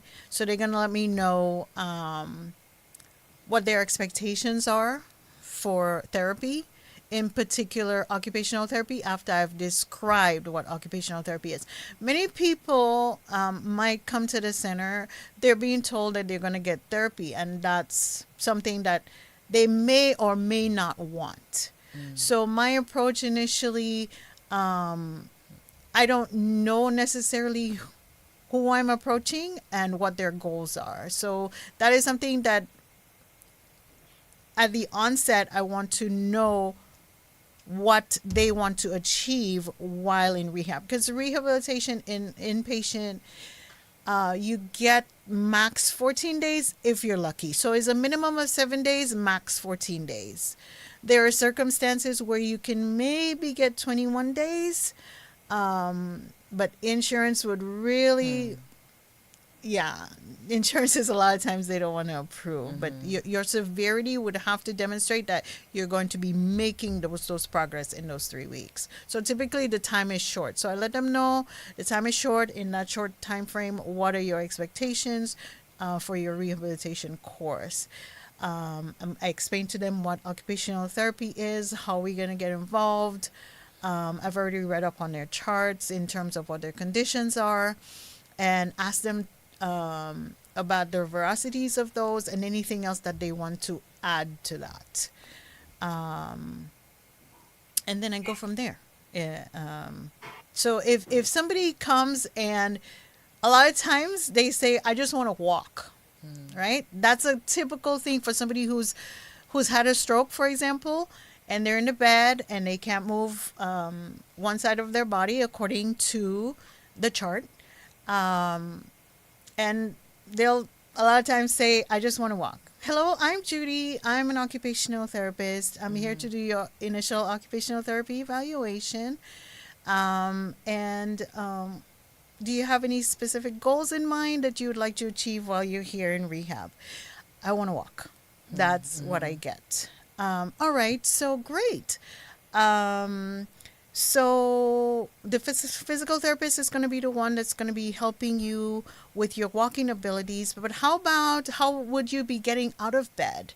Have you thought about that? Will you be brushing your teeth before you go to your physical therapy session? What about getting dressed? And are you going to be cleaned for that therapy session with the physical therapist? And so as an occupational therapist, those are the things that we work on. Your ability to get in and out of bed, your mobility in bed. Physical therapy does do that as well. Let me just state that. Being able to transfer in and out of bed, getting to the bathroom to be able to relieve yourself, to be able to shower, to brush your teeth. So in other words, all of those things, we lump them into self-care, right? Your ADL skills is what we call them, your activities of daily living. How are you going to do those things? Do any of that interest you at all? Would you like to be able to brush your teeth? And there's, and then it turns out that the right side of their arm is what was affected and they were right hand dominant, right? So now they're seeing like, there's no way I'm going to do this, lady. Like, seriously. So I have to talk to them and let them know that there are options. There are things that we work on to help them to achieve that. So look at the long picture versus, the immediate picture. So, and we go from there. Interesting. I don't know. Yeah. That's like, Wow. I always say it's a tough ask because you're trying to get someone to almost believe in the future again, almost like it's possible, right? So I'm guessing there's a lot of probably mental part of it that you have to deal with. A lot of the Oh yeah. getting that belief once again, that hope that I can do this. Absolutely, yes, and especially with a patient who's had a stroke.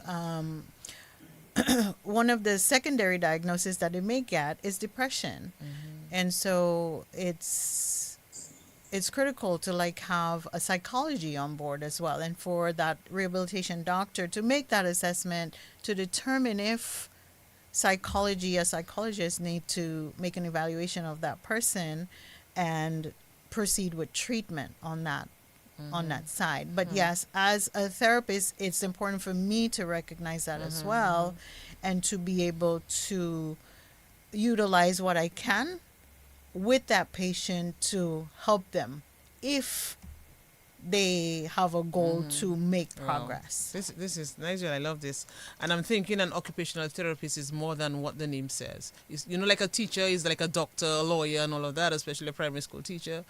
I'm thinking that this career, it goes into other areas. Yes, as well. It's one of the reasons why I liked it. I didn't feel like I was in this box as a child who was trying to figure out what she wanted to do in life. I saw nursing as at the time, not not as a professional today, but I saw nursing as needles and blood, and I saw physical therapy as a walker, cane, and walking. That's it, and the occupational therapy just seemed like this big umbrella of things that I would not see the same thing every single minute of every day. And that's what intrigued me to go into it. Wow. Is there a code of ethics though for occupational therapies? Yes, we're all licensed by the state. We have to be licensed by the state, and there's a code of ethics that we have to abide by. So I mean, they're just things that you don't do, you don't say. Confidentiality, Yes, privacy, exactly. ethical considerations in private practice and all of Yes, that. and in any facility that you go, there's the HIPAA that we have to follow as well. What is the highlights of your career though? So you explain to us what a typical day is like. What brings you a deep sense of satisfaction? You may have had a rough day one day, but when you get home and you think about it, there's something that makes you smile. Or even before you reach at your home, what brings you deep satisfaction from this? I would say my patients' happiness.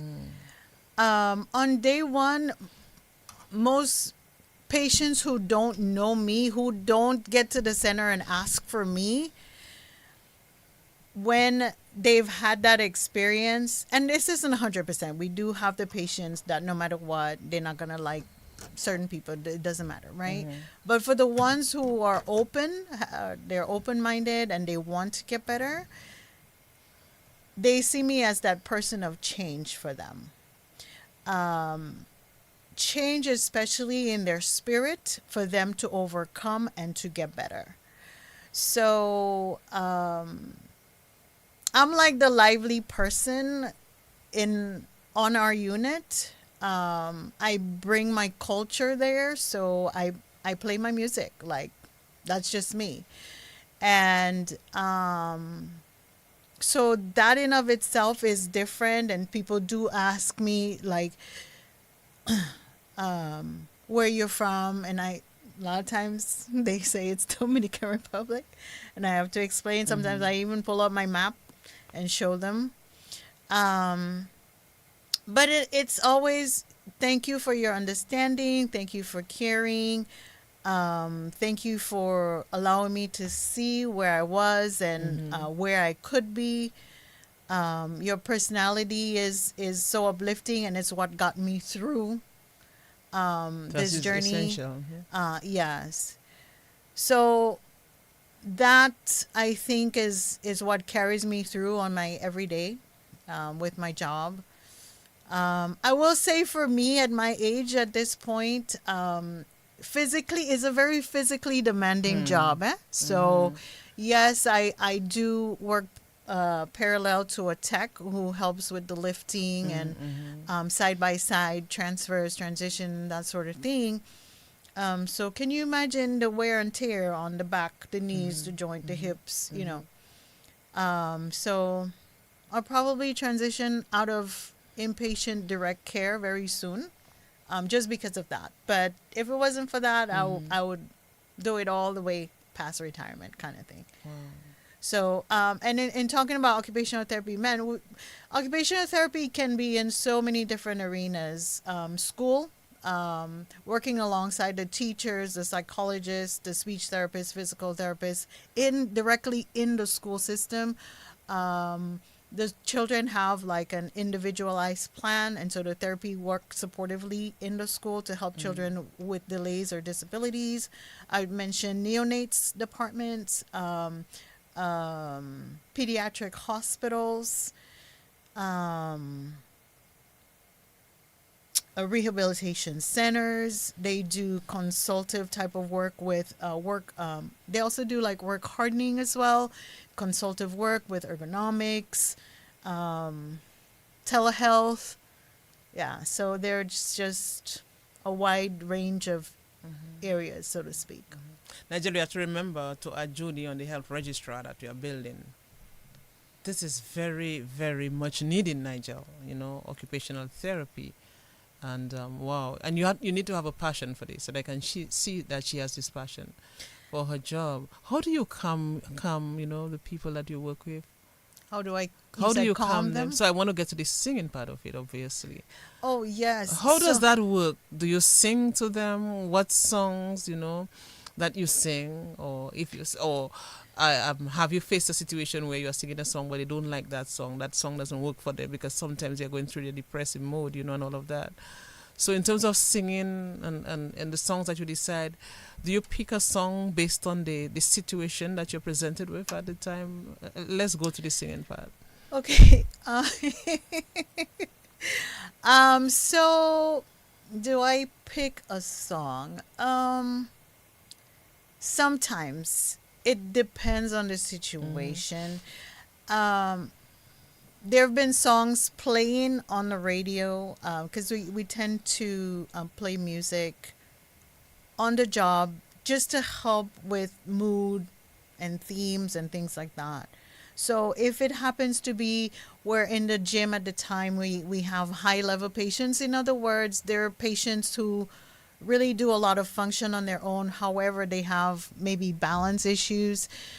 So we may have them in the gym and they're doing activities that are more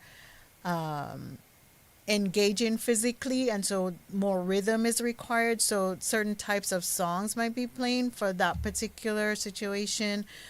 Other times they might be sadder songs, and so we might have to change the radio or the selection of music for some other type of patients who might then come into the space. Specific. Or you may have to sing. Yes, and what has happened is sometimes with the radio in the background, I will, or maybe singing along, and like, oh, yeah, we want to hear her, kind of thing. So I'll do that. It's just natural for me. And that's just part of my therapeutic use of self. Sometimes it has brought tears to patients' eyes. And then I'll try to stop if it's right, or they'll tell me, no, please continue, kind of thing, So, specific requests that they'll make. Yeah, I guess that has happened from time to time. I think one of the requests, a gentleman told me once upon a time that, like, it was because of me, like, that's why he was staying alive, kind of thing. Because he was much older. He was in his mid-90s already. And didn't really want to do much. He just realized that he was at the end of his life and all of a sudden was getting really sick.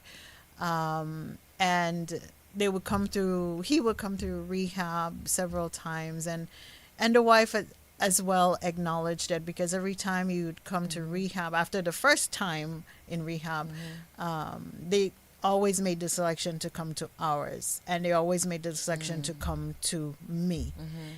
And after the last time that the patient came through, unfortunately they succumbed. And the gentleman did not have me as a therapist, so, and his request was always one day at a time.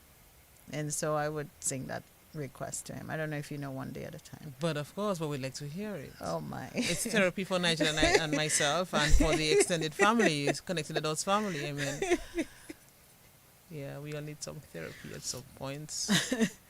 And that song works well all the time, right? One day at a time? Yes, Okay. it would, yeah. So how would you start? Because for you as well, I mean, you have to divorce your emotions, obviously. But how do you normally start? Do you just start to sing when you realize probably that is what the person needs at that point? When a person makes a request, is what they need at that point, and it just supersedes whatever I may have had planned. Okay. So how would you go with One Day at a Time? Like in terms of singing it? Yes, how you sing it. Nigel, we tried to get her to sing, right? Nigel, you have to help me here. She needs to sing to us. She has a nice voice, obviously. So yeah, I know she can hold a tune, so let's get some music. It's well, I might just fall asleep, but it's alright. Let's go. You may choose any song. Yeah, yeah, and that's kind of my bad. I should have maybe looked for a song or two or whatever. What one day at a time? I forgot now. I think I remember the chorus right now. So you just break into song and you just start to sing in a therapy session. Yeah, that's just exactly how it was. You know, and especially maybe sometimes if I already know that's what lifted that person, then I would just do it. It was just natural. It's just part of me, and everybody knew in the center that's Judi. That's what she does. A singing therapist, Nigel. That's good. Yeah. Nigel, she's still not singing. But Nigel, you need to. But According Nigel, to my apologies. Nigel, I had you off. According my to us, goodness. according to us, you got this. You got this, Juju. That's what she keeps telling me over and over. Just tell Juju you got this. I guess she calls you Juju. Yes. You got this, Juju. Oh, give me a couple minutes. I need to look and see. Okay. what- No problem. But How I'm does liking one the day at a time discussion. go again? Let me see if I remember. Oh, you're singing. One day at a time, sweet Jesus. That's all I'm asking of you. Continue, Juju. That's a deep song. Continue, Juju. Yes, it's very deep. Yeah, and it so the is. ones The who way would it's- request it, they felt like they were in that space at that time where they just knew like it's between them and God at this point. It's they know what they had to do, but it was going to be one day at a time. You know, and that's how they were going to take it. You know, they didn't Right, have so you would this- go on if one day at a time. Yes. That's all I'm asking of you. Let's go, Juju. All right, I was gonna try to see if I could find another song, but Okay. Okay, find another one. then. yes, See, I let's try talk, right and there, then but I'll I no try and see if problem. I find something else. Yeah, when you're ready, you just let it go. Yes, Just let it go. yes, It's yes, okay. yes, Rush yes. it. Yeah. Oh, But whilst you're finding the Very- song, or should we just, you know what, I wanna let her find the song and you and I talk about occupational therapy. No, but it's Because you know really- she's trying to find the song. So while she's doing that, I think one of the things is that I don't think that's an area of I guess area of medicine that's explored as such, or maybe I might be wrong in terms of let's say Dominica or in the islands. It's That's not much in probably the islands. not Yes. an area that we've read Yeah. according So you have the to. nurse and the doctor, the nurse in particular, the nurse is doing a lot, and maybe ward aides and, people like that. But we definitely need this. A lot of people, are going through, depression.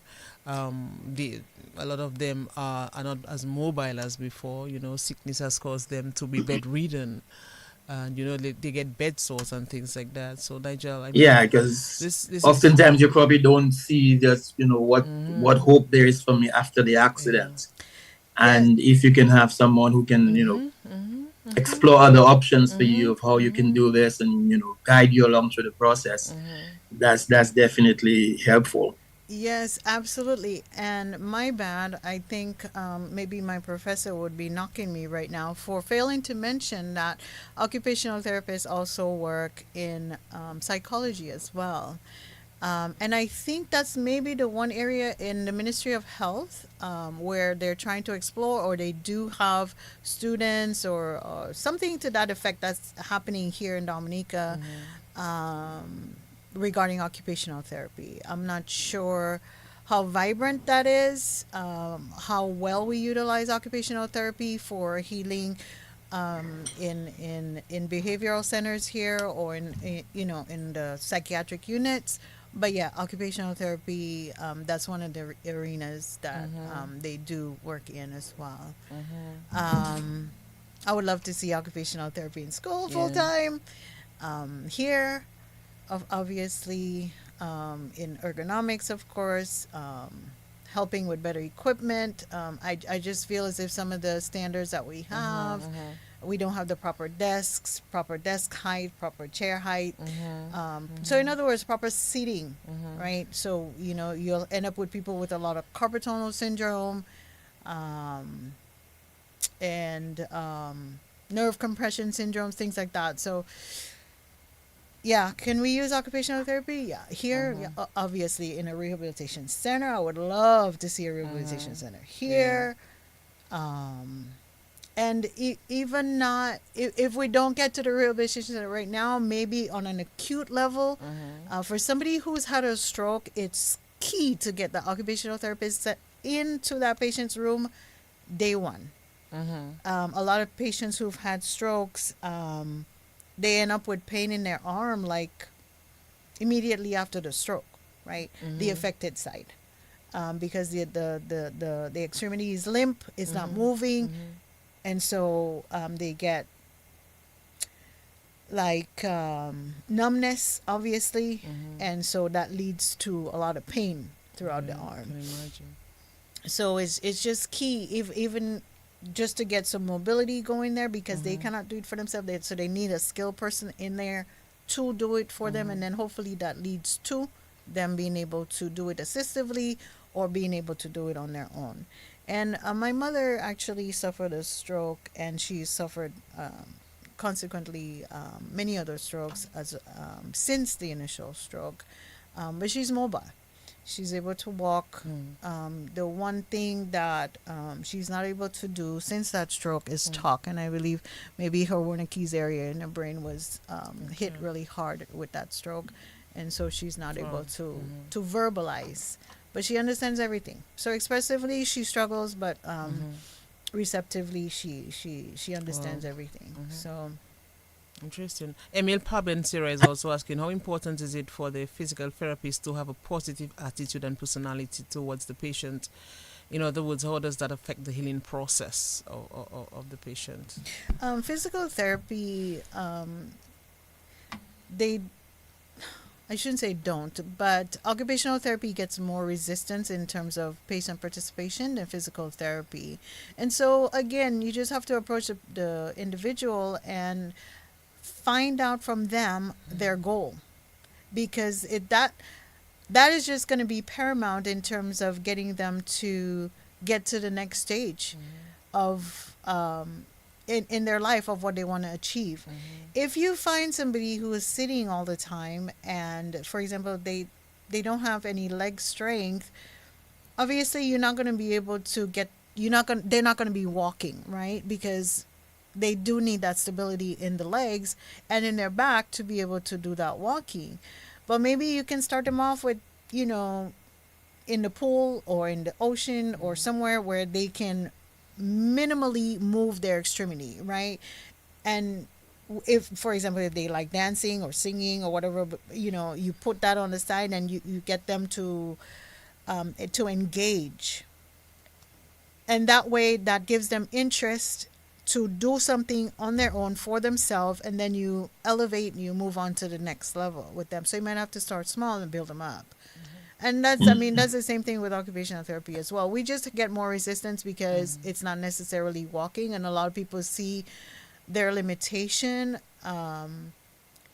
with anything if they cannot walk, and so that's what they want to do. But it's not just about walking. Imagine somebody can be in a wheelchair for life, but they still need to be able to cook if they're old enough and they have a kitchen and they have the accessibility.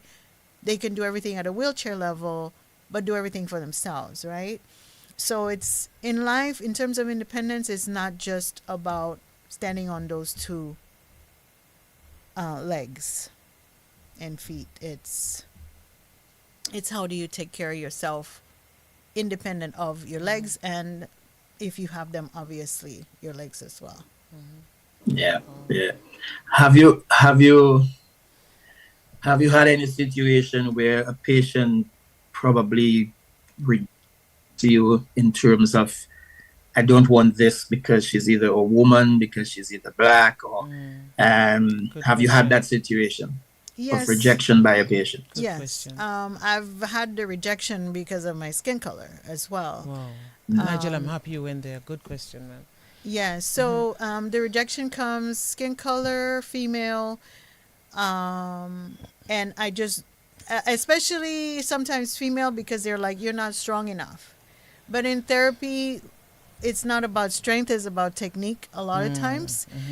So yes, I may not, I may be petite, and there are physical therapists who are shorter and smaller than me, and they're able to walk the 6 foot gentleman. 230 pounds. It's not about that. It's about the technique that's utilized to be able to accomplish that. And regarding my skin color, I mean, I just have to talk to them, and at the end of the day, if they reject me as a person, then that's fine. Then I'm replaced with somebody else. Oh. And it's in our center, for example, it would just be a swap with somebody else, right? Because it's not like I could just sit there for 5 hours or whatever, not working. Who's gonna do that, right? And sometimes what I've encountered too, in my workplace is somebody will see me and they may ask directly, hey, so are you from I get the Spanish countries a lot. Are you from Puerto Rico? Are you Puerto Rican? I'm like, no, I'm a Dominican. Oh, you Dominican Republic. I'm like, no, Dominica. Oh, so you speak Spanish? No. My country, we speak English. There's a French Creole, but we speak English, and I speak English. But and then they may ask, okay, so what is your race? And I'll tell them that I'm black. And I get this look up. No, you're not black. And so sometimes they use that to accept me when they didn't want to initially. You know what I mean? So that's maybe some of the resistance that I've encountered. But I don't let that affect me. I'm here to do my job, and that's it. So. What? Oh, by the way, you ready the song, right? You have that song. I'll No? just Not do yet? one day at a time. I can't think of anyone. Yeah. Maybe two lines. Because Nigel. it will soothe me, Nigel. It will soothe me as well. But there are people who are listening, who are bedridden as well, and listening, and can't really move, and they're enjoying this. For them, this will be therapy as well. So if you just break into song, and that's an appropriate song, one day at a time. One day at a time, sweet Jesus. That's all I'm asking of you.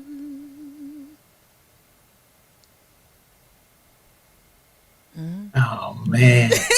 You see, wow. No, you need to continue. I mean, sing a verse. I like how she started this. Juju, you can't do that to me. Yeah. You can't, no, Juju, you can't do that to us. Yeah. No. Tell us about giving the strength. You were to do just everything, into what a I have to- therapeutic yeah. session. You Yeah. can't do that to us. Yeah, I was coming According myself to ready. according to Astrid Pina and according to Oslin and Osborne and everybody else, you got this. That's what they keep telling me to tell you. My uncle is on there as well, Osborne. You No, see? he's no, but I know. You know my family. Otherwise, Yeah. no, he sent me a message otherwise. Oh, Okay. Yeah, let's go with this again. But you got this. Yeah. That's what they keep telling me to tell you. So, look, Oslin say again, go on, Juju. Ma is also singing along with you. See? Oh my! Oh Bring my back- gosh! yeah, Yes, Juju, no pressure, but Yeah. you got Okay, this. okay, You have, okay. you know. Lord, give me the strength to do every day what I gotta do. Yesterday's gone, sweet Jesus, and tomorrow may never be mine. Lord, give me the strength to do every day, one day at a time. One day at a time, sweet Jesus. That's all I'm asking of you. Oh, Juju, you got me singing along with you. You have a Beautiful. lovely voice. Thank you. It's Lovely soothing. It's voice. soothing. It's not Lovely harsh. voice, It's and I just can imagine in terms well. of utilizing that Mm-hmm. as you are helping your patients go through their rehab. You Mm-hmm. know, lovely. Actually, it's kind of interesting because there was a certain time that I didn't sing, and then all of a sudden it just started to happen. And I was like, There's a oh, reason. okay, maybe I still got it a little bit. So I just got You it a still little got bit, it. just a little bit. You, you still Just got it. holding You the still tune, got and it. that's it. Yeah. And you're Wow. utilizing it in an effective way. So you still got it. That's wonderful. Well, thank you. For those who might be thinking of this might be a profession I want to get into, what kind of advice would you offer to them? Well, first of all, I think um, care being a caring person is important. A compassionate person, um, one who understands that it's not about them, but the individual that they're caring for. So it has to be patient centered, and don't do it for the money. Obviously, I'm not going to do it for free. Yeah. I want to be paid for my work. But Mm-hmm. first and foremost, I want to love my job. And when you go into this, you're going to school for 6 years or more. So from the get go, if you're going to spend that much time and commitment to your education, just make sure that it's something that you're going to love. Go into the different arenas and observe, um, and see, volunteer, see if that's something that you might be interested in. See the bad side. See patients hitting and carrying on and being upset, and see also the good outcomes as well, and determine if that's something that you're going to be interested in doing for life. People interested, where can they get more information on Judi? Are you on LinkedIn? Are you on Facebook or any I other? Yes, I am just Jude's on Facebook, and Instagram. Um, I am on LinkedIn as well. Judi Macheka. I think it's actually Judith because I think maybe my resume might be there as well. Um, I was gonna say give you my number, but hold on, we're gonna have to wait on that a little bit. Okay. But what do you do? Why is you trying to get that number? Oh, the other Do you part see too. yourself? Hold on, hold Go on. ahead. Okay, so like I said, the education is 6 years. So they need to go to college and get a 4-year degree, preferably in science, but I don't think it has to be specifically in science, but it will be worth your while to do it in science, obviously. And then you get to apply to graduate school. You need a resume, you need to have a lot of volunteer hours and things like that. And then you go into graduate school, and then for occupational therapy, and then you get your occupational therapy degree, and then you have to pass the board exam for the specific, in our case, in the United States, for the specific state that you're going to be working in. You can have multiple licenses at a time. I think they were probably working on interstates type of licenses. I don't know when that's going to come to fruition, but right now you do have to get the individual licenses. Once you become certified, once you've taken the boards, you've passed, you become certified, then you don't have to take that for every specific state. You just have to apply for Do, licenses. do you see yourself at some point helping or assisting in whatever capacity in Dominica as it relates to occupational therapy? Is that something you'd be interested in? I would definitely be interested in being here full time.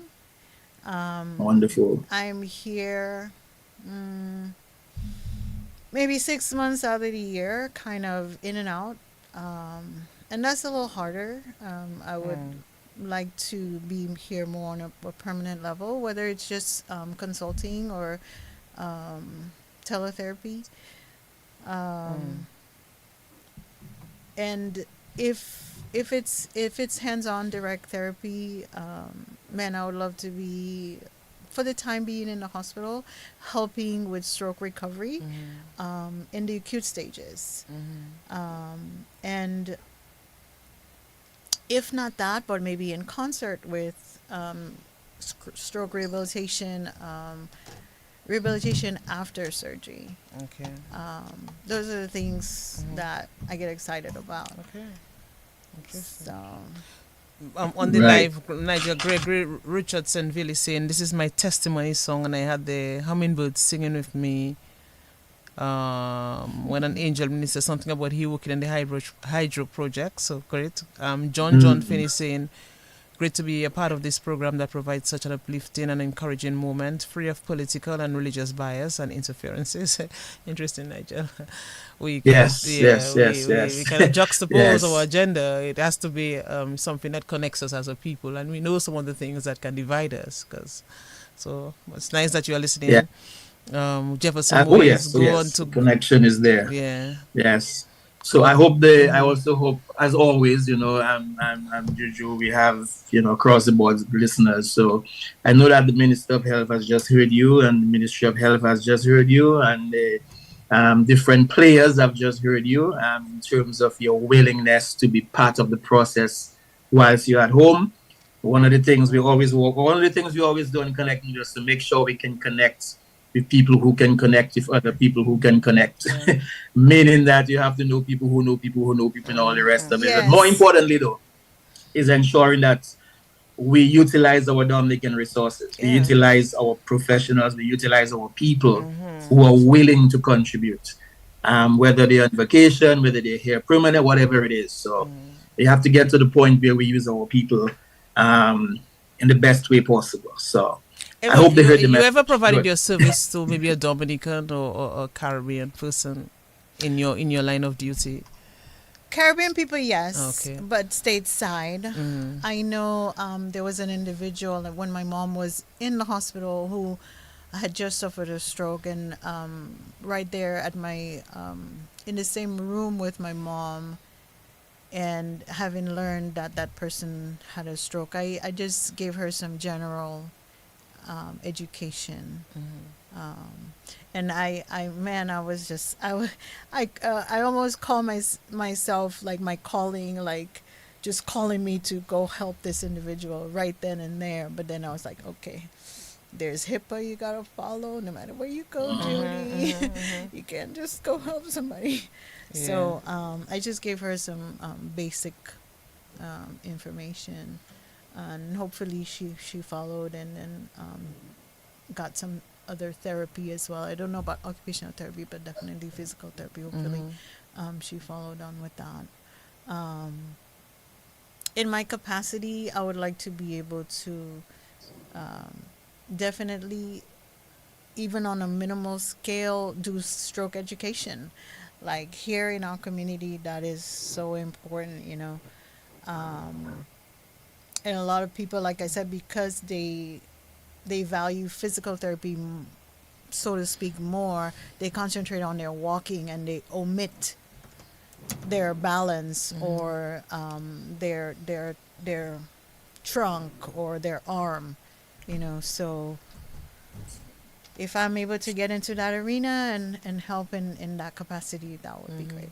There's the Ray Astor Foundation in Dominica. Yes, You have heard about them, right? Yes, And what correct. they do, okay. It'd be nice for you. How long are you here for? You're on vacation? You came for family Yeah, business? so because I care for my mom, so I'm here every like 2 months at a time. Usually I may stay for about a month or so.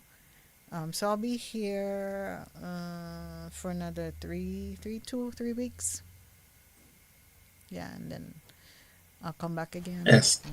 I really hope they get the opportunity to at least, visit, if not the hospital, or visit somewhere where you're able to share that expertise that you've been able to gain over the years, and to continue to help our people, man. That's what it's all about, you know. So I hope that happens. By the way, completely divorced from everything else. Are you going to Jazz and Creole? Are you going on to the Cabrits? Yes, I'll be there. Okay, beautiful. Yes, I'll be doing the. It's been hectic since I've been here. I really haven't had time for myself. But Okay. hopefully I can go to Beach Day, and I can go to the Jazz Creole in Cabrits. I do have my tickets, so Okay. I better Wonderful. use them. Wonderful. Yeah. Wonderful. I just Yes. see the outfit, you know, that I Ailey was sent. actually I had an outfit specifically that I brought for Jazz and Creole, that I said, okay, maybe I might do that one instead of this one. I said, okay, well, maybe today I'll put it on. And then Ivana called me and told me, well, the green screen, well, it's a green screen, so certain colors are gonna clash. Yeah. I was like, oh. And she also mentioned, and then my mind went to something else. Then she mentioned yellow, and I'm like, oops. So I just had to find something. Yeah, that's lovely. That's lovely. Wow, Nigel, I so enjoyed this with Judi. What a program today.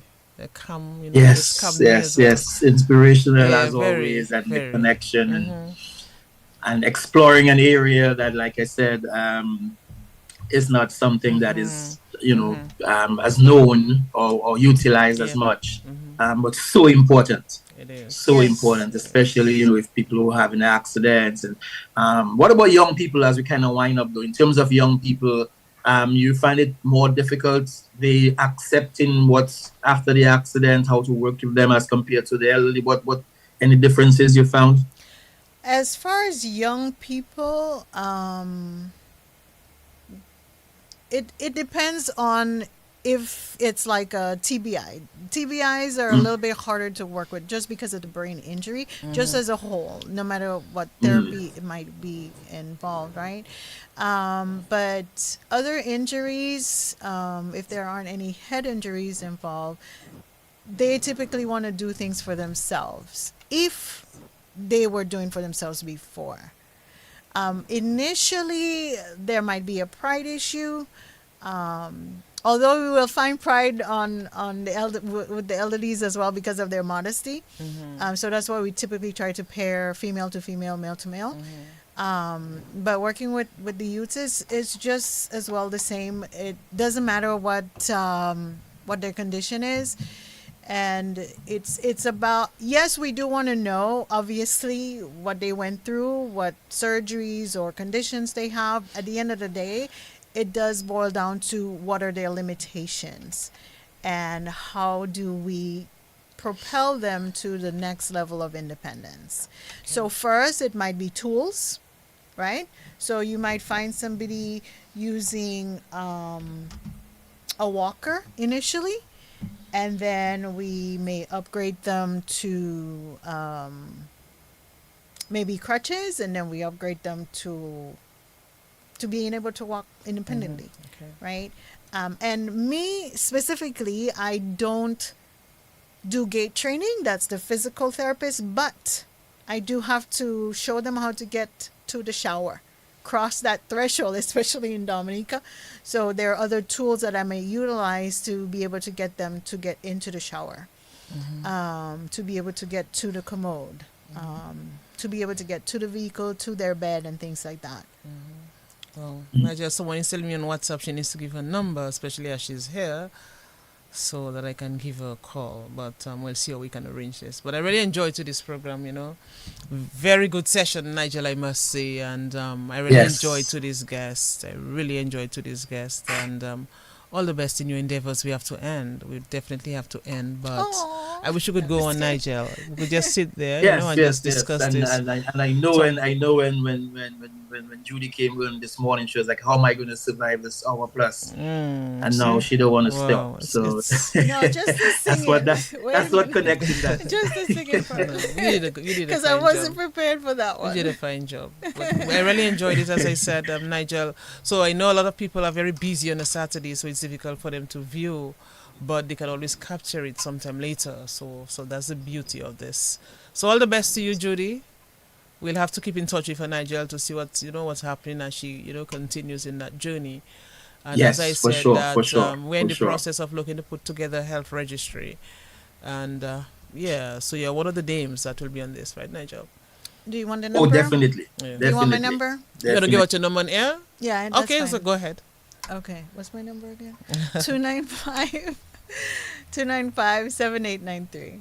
295-7893. So Yes. okay, all right. Judy, thank you. Absolutely. so It was much. my pleasure being Yeah. here with you guys. It was easy going. Yeah, Anytime man. you get me to talk about my profession, I'm good to go. Of course. If it's something I Enjoy know it. nothing about, like cooking, then we're in trouble. Oh, okay. But All right. Okay, so we'll remember that. We Nigel. appreciate the connection, Jude. Yeah, Nigel, all the best to you as well. It's a holiday on Monday for us, so yeah. Whilst Some rest. I'll be at work, but Yeah. it's all good. It's Yeah. all good. I'll still celebrate maybe. Yeah, take care. Yes, but we do it again next week, my dear. Yeah, sure. Okay, Judy. Thanks. all right, take All care. right, Thank cool. you. So nice to have you on board.